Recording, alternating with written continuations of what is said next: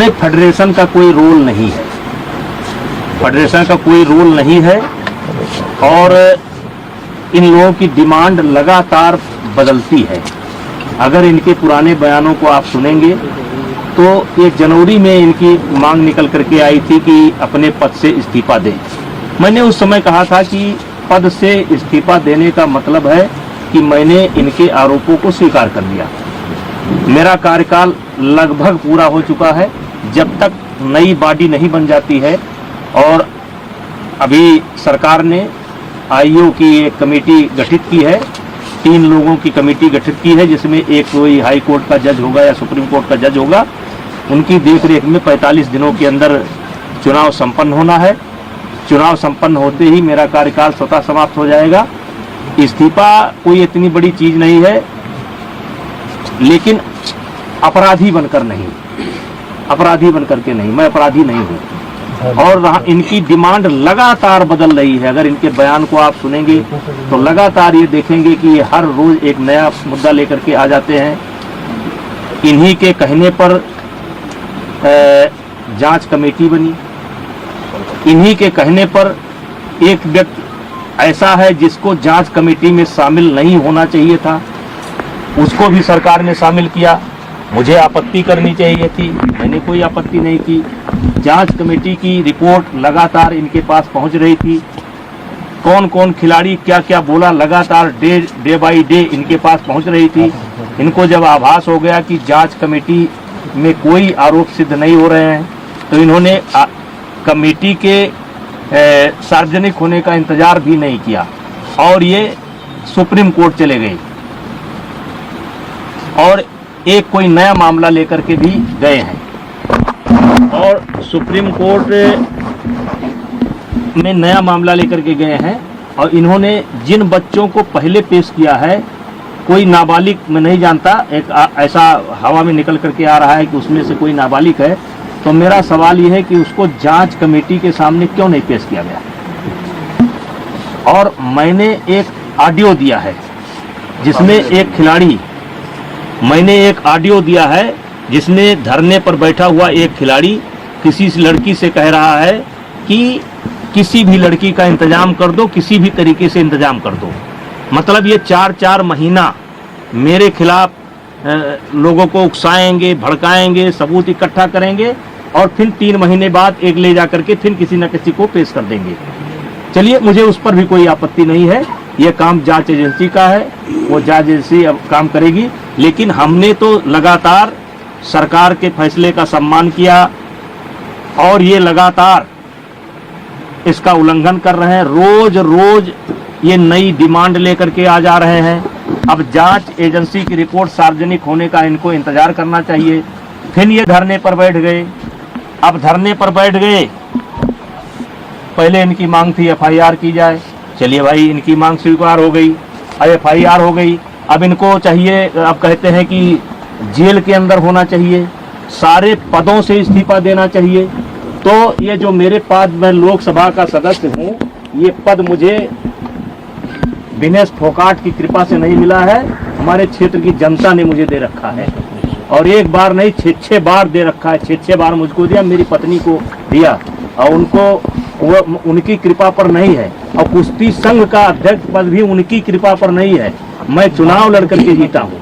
और आपके माध्यम से आप सवाल पूछेंगे तो मैं कहना चाहता हूँ, एक ही परिवार और एक ही अखाड़ा क्यों?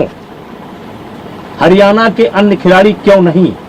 हिमाचल के, महाराष्ट्र के, मध्य प्रदेश के, केरला के, कर्नाटका के, तमिलनाडु के, बंगाल के, आसाम के, देश के अन्य प्रांतों के खिलाड़ी क्यों नहीं? 12 साल से लगातार इनके साथ यौन उत्पीड़न होता है, केवल इनके साथ। वो यौन उत्पीड़न देश के अन्य खिलाड़ियों के साथ क्यों नहीं होता है? केवल एक ही अखाड़ा और एक ही फैमिली, एक अखाड़ा एक फैमिली। बाकी हरियाणा का 90% खिलाड़ी और 90% गार्जियन ब्रिजभूषण सिंह के साथ है। क्योंकि मैंने काम किया है, मैंने खेल को जहां तक सेवा दे सकता है ईमानदारी से सेवा दिया है।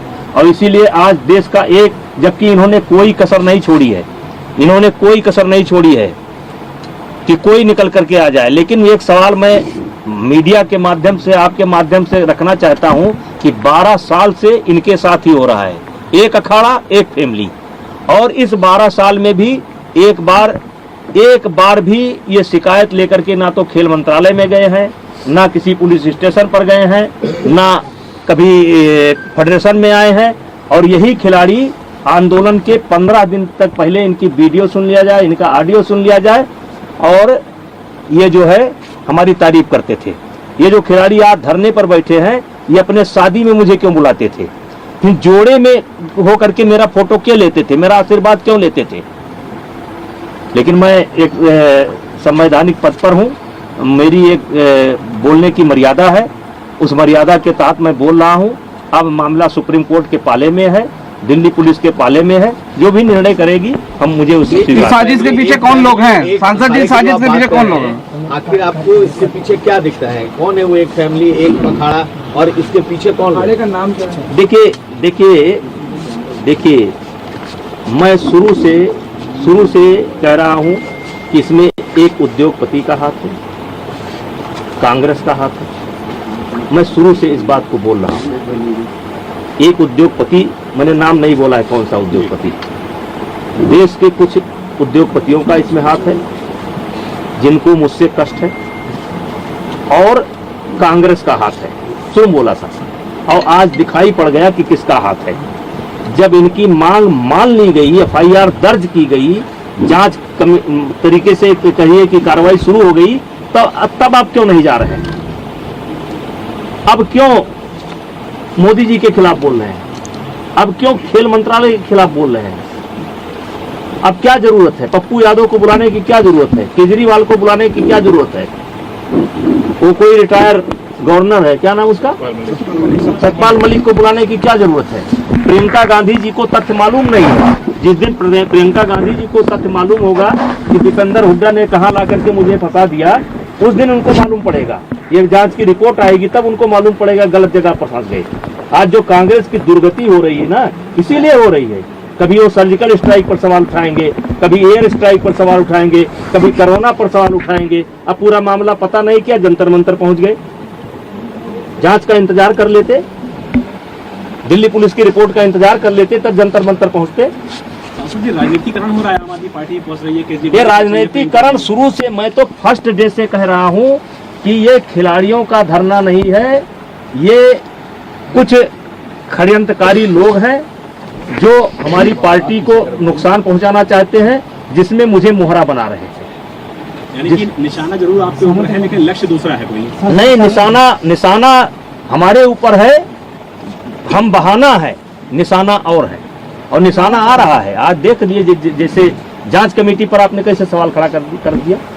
आपके कहने पर एक ऐसे व्यक्ति को कमेटी में शामिल किया गया जिसको नियमतः नहीं शामिल किया जा सकता था, क्योंकि उसी ने धरने की परमिशन ली थी, और उसके बावजूद भी उसको कमेटी में शामिल किया गया। आपको लगता है सरकार झुकती चली गई है इन लोगों के साथ? यही वजह है कि मांग बढ़ती चली गई। अब देखिए, मैं सब चीजों पर नहीं बोल सकता।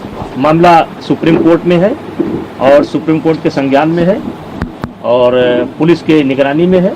मैं बहुत कुछ नहीं बोल सकता। सांसद जी, आप इस बात का दबाव कहते हैं कि आपने जो ऑडियो थी वो ऑडियो किसको दी है? वो जो खिलाड़ी की ऑडियो, जांच कमेटी को। कौन खिलाड़ी था ये कोई जरूरी है भाई?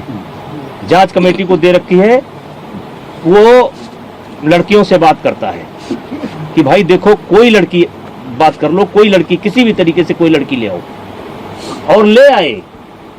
क्योंकि जो आईओ के सामने जो बच्चे पेश हुए हैं, या जो बच्चे ओवरसाइट कमेटी के सामने पेश हुए हैं, उसमें वो बच्चा नहीं था। यद्यप मुझे उस बच्चे का नाम पता भी नहीं मालूम है, लेकिन वो बच्चा नहीं था। सांसद जी, जैसे कि 16 से 18 जब खेल हुआ, तो क्या इस खेल को जो पहली बार रोका गया था और दोबारा हो गया, इसके बाद ये टाइमिंग क्या, कैसे देखा जाए कि ये धरना शुरू हो गया? अब देखिए, बहुत अच्छा सवाल आपने किया। ये कहते हैं कि मुझे कुश्ती को बचाना है, इसलिए हम इस धरने पर बैठे हैं। हमारे देश को एशिया चैंपियनशिप जूनियर अलॉट थी, आपने पत्र लिख करके उसको कैंसिल करवा दिया। ये इन्होंने कुश्ती को बचाया। दूसरा, ओपन नेशनल टूर्नामेंट हो रहा था, उसको इन्होंने रद्द करवाया। एक काम ये उन्होंने कुश्ती को करके बचाया। महिलाओं का कैंप चल रहा था, बच्चियां आ चुकी थी, उनको कैंप छोड़ करके भागना पड़ा और वो आज तक कैंप नहीं लग पाया। ये इन्होंने कुश्ती को बचाया। और जब ओवरसाइट कमेटी बनी थी तो उसमें 3 सप्ताह का समय दिया गया था। 3 सप्ताह के बजाय मैंने 3 महीने तक वेट किया और जब ओवरसाइट कमेटी समाप्त हो गई, उसने अपना कार्यकाल समाप्त किया क्योंकि हमारी फेडरेशन को भंग नहीं किया गया था।